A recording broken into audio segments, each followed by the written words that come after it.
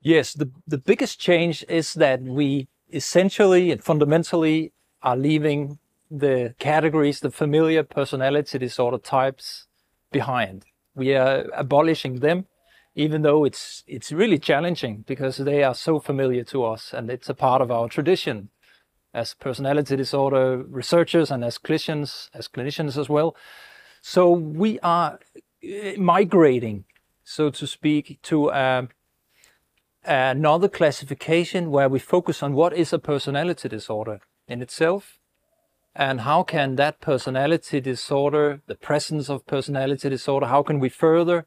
subclassify that into levels of severity.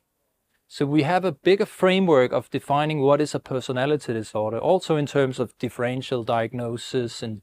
with respect to other mental disorders that could look like personality disorder, but also in terms of what is important what is important to define and to emphasize in personality disorders, which capacities are important. And that's also the clinical rationale that in the definition, the ICD-11 definition of a personality disorder based on personality functioning and their manifestations, we have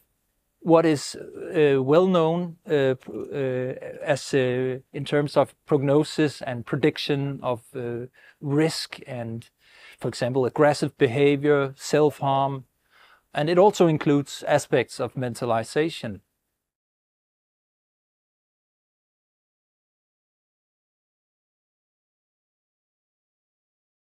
One great challenge